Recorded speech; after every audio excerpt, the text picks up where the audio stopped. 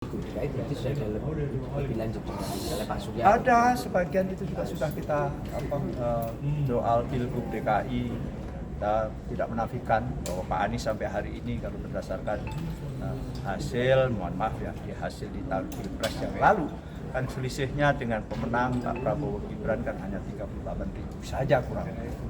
Jadi itu saja, itu menunjukkan bahwa Pak Anies tingkat electability-nya di DKI tinggi, dan juga survei-survei akhir-akhir ini oleh lembaga-lembaga survei baik yang terbuka dibuka ke publik maupun tidak, faktanya Pak Anies masih tertinggi di antara kandidat-kandidat lain di atas 38% lah.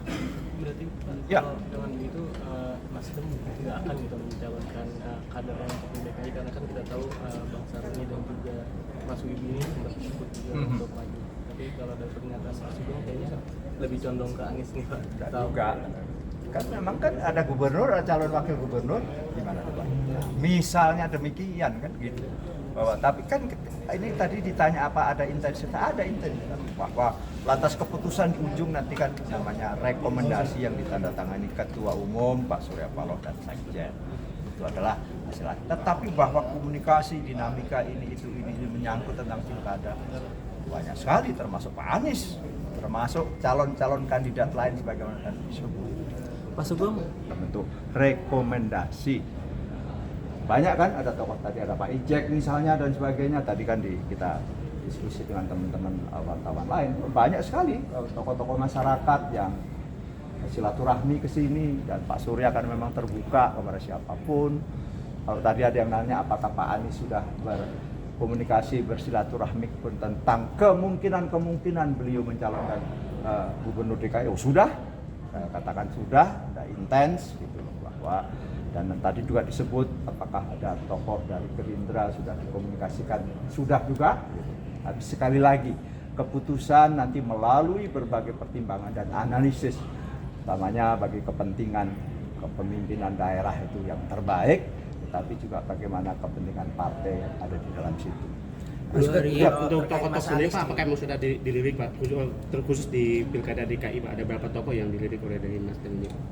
Soal kita dalam posisi pasif memang ya, kan biasanya pasif karena apa? Kita sekarang masih dalam hal konteks melirik tidak melirik itu, kita sekarang masih fokus di MK untuk pileg kan gitu, ada dan sebagainya. Jadi kita kalau di DKI pastinya sudah juga ada beberapa orang dan kita dengar, tetapi tidak secara proaktif lantas. Partai sebagai, karena apa? Partai membuka diri kayak kalau di DKI misalnya mendaftarkannya kan di DPW, Dewan Pimpinan Wilayah DKI, di mana sekarang ketuanya Bung Bibi, ya kan. Tokoh-tokoh yang memang berminat, apalagi juga mau melalui Partai Nasdem, pasti mendaftarkan. Dan sifatnya kan resiprokal, bukan berarti kita yang mengundang dan sebagainya, kan begitu.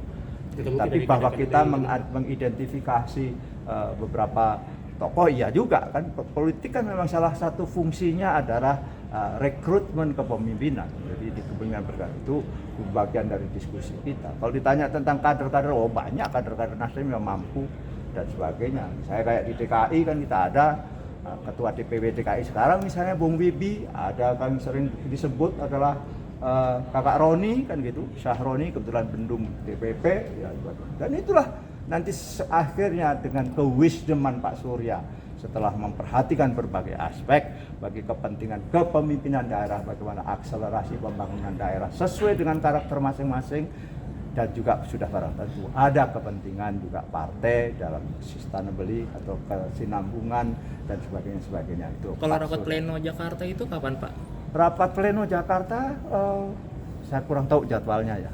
Kebetulan saya penanggung jawab Jawa Tengah dan Jogja, itu adalah hari Minggu besok yang saya hafal. Hari ini karena sudah dimulai sejak tanggal 27 kemarin pleno. Sekarang tanggal 29 kan. Artinya sudah berjalan 2 hari. Kita akan terdiri dari 34 ya provinsi ya. 38 sekarang dengan maaf. 38 provinsi, ada 512 kabupaten kota, dan itulah yang dimaksud pleno itu, provinsi dengan berbagai kabupaten kota. Sehari kalau tidak salah 3 provinsi. Pak Sugeng, kalau untuk DKI sendiri ini sebenarnya Nasdem melihat peluang untuk kembali menjajaki kerjasama dengan PKS dan PKB juga nggak sih Pak? Sangat kita menjajaki kerjasama dengan siapapun untuk menghantarkan nanti kandidat yang memang dia juga ingin bersama dengan Nasdem. Ingat ya, politik itu bersifat resiprokal, jadi bukan kita yang akan melamar orang itu, tetapi kan ini adalah sebuah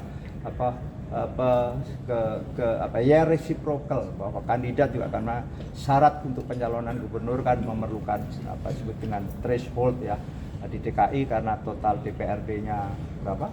100 berapa DPRD DKI? Kok saya lupa. Nah, maka juga memerlukan kurang lebih 20% dari jumlah DPRD kan gitu.